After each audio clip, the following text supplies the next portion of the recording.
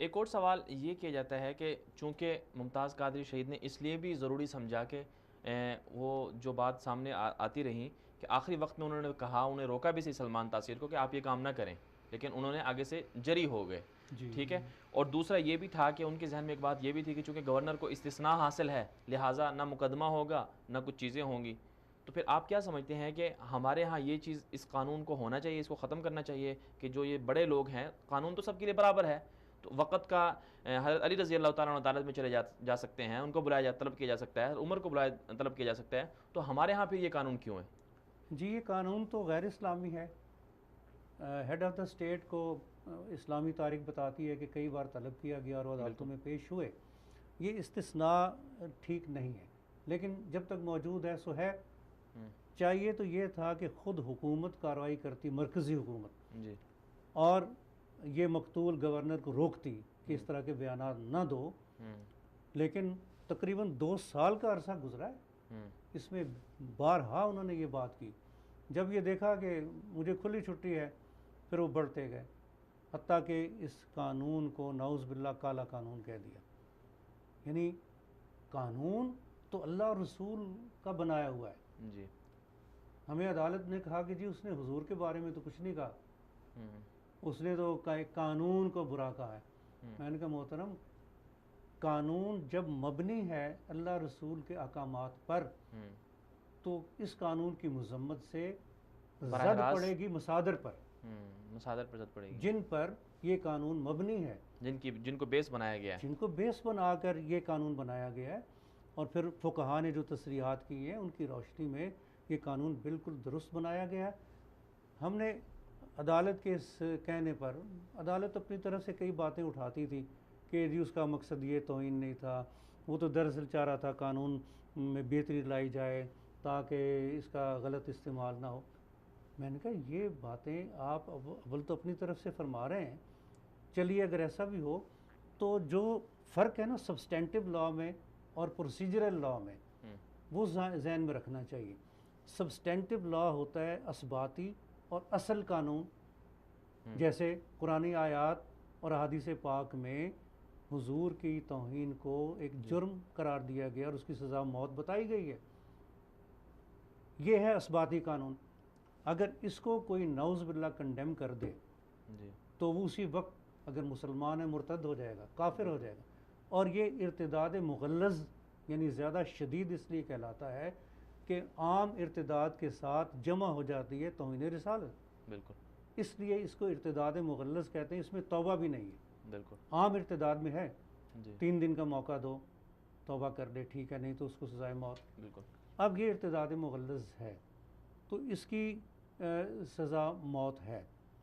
تو سرکار صلی اللہ علیہ وسلم نے بھی اس حوالے سے خود احکامات صادر کیے تھے. مثلا جب کعب بن اشرف کے قتل کا حکم دیا تو وہاں لفظ آپ نے فرمائے تھے کہ کون ہے جو کعب بن اشرف کو لے، یعنی یہ معنی یہ ہے کہ کون ہے اس کو ختم کرے.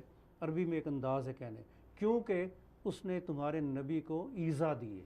بالکل. یعنی یہ علت ہے حکم کی، ایذا. یہی قرآنی آیت میں ہے کہ جو اللہ اس کے رسول کو ایذا دے تو اس پر لعنت ہے اور اس کے لیے دنیا و آخرت میں عذاب مہین ہے. اب دستہ آپ نے روانہ فرمایا. بالکل. اور اس نے کامیابی کے ساتھ کعب بن اشرف کو ختم کیا.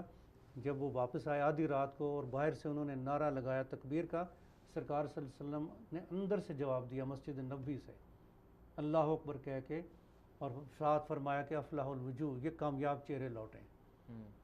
دیکھیے قرآن پاک میں بعض بیسک احکامات ہیں، نماز، روزے، حج، زکوٰۃ.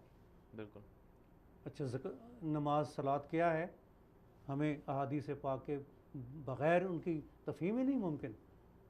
تمام احکامات کی بنیادیں قرآن پاک میں ہیں، تفاصیل احادیث میں ہیں. اسی طرح توہین رسالت کے حوالے سے بنیادی احکام بہت ساری آیات میں ہیں.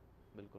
اور پھر اس کی وضاحت آپ کے احکامات سے ہوتی ہے. بالکل. اور آپ کے جو افعال ہیں جس میں خود ان کے جنہوں نے ایسے گستاخی کرنے والوں کو قتل کیا، آپ صلی اللہ علیہ وسلم ان کا خون معاف فرمایا. یہ آپ نے بڑا اہم نقطہ اٹھایا. یہ ہم نے جب عدالت میں یہ سوال بار بار کرتے تھے کہ از خود قانون کو ہاتھ میں لے کے مار دیا، یہ کر دیا، وہ کر دیا. میں نے کہا جی پہلے تو آپ یہ سمجھ لینا کہ سرکار کی نسبت سے قانون کی صورت مختلف ہے. بالکل. از خود مارنا ہمارے ہاں کے عجیب سا سمجھا جاتا ہے، جبکہ سرکار صلی اللہ علیہ وسلم کی حیات مبارکہ میں 10 یا 11 اہم کیسز ہوئے تھے جس میں صحابہ کرام نے از خود کسی گستاخ کو ہلاک کر دیا. ان میں ایک مشہور کیس تھا ایک نابینا صحابی کا. یہ از خود کارروائی ہے. نابینا صحابی نے اپنی ولد کو، جس سے اس کے 2 بچے بھی تھے، بیٹے بھی تھے، جس سے اسے بڑی محبت تھی، لیکن ہر محبت سرکار کی محبت کے آگے قربان، اس نے کوئی ایک آلہ لے کر اس کے پیٹ میں گھونپ دیا، اس کو ہلاک کر دیا. یہ کسی کی موت یوں قتل کی صورت میں ایک چھوٹے سے شہر میں ایک دم پھیل گئی. صبح مسجد نبوی میں یہ معاملہ پیش ہوا تو سرکار صلی اللہ علیہ وسلم نے پوچھا وہ کون ہے جس نے یہ کام کیا؟ تو صحابی نابینا تھے، اس صفوں کو پھلانگتے ہوئے آہستہ آہستہ ٹچ کرتے ہوئے پاس پہنچے اور فرمایا حضور یہ میں نے کیا ہے، اور یہ بتایا کہ وہ آپ کو سب و شتم کرتے تھے. تو آپ نے فرمایا سن لو، آگاہ ہو جاؤ کہ مرنے والی کا خون ہدر ہے، یعنی یہ اٹ ہیز گون ویسٹ، انکانسیکوینشل ہے، اس کی بنا پر مارنے والے کے خلاف کوئی کارروائی نہیں ہوگی. اچھا، یہ ایک بار 2 بار بار آپ نے یہی فیصلے فرمائے، کہیں بھی یہ نہیں کہا کہ میرے ہوتے ہوئے تم نے خود کارروائی کیوں کی ہے. سب میں آپ نے یہ فرمایا کہ یہ ٹھیک ہے ایکشن جو کیا ہے، یہ ناموس رسالت کے لیے از خود کارروائی کرنے کا بہت بڑا جواز ہے. بالکل. سرکار کے فرامین وہ ہم پر لاگو ہیں.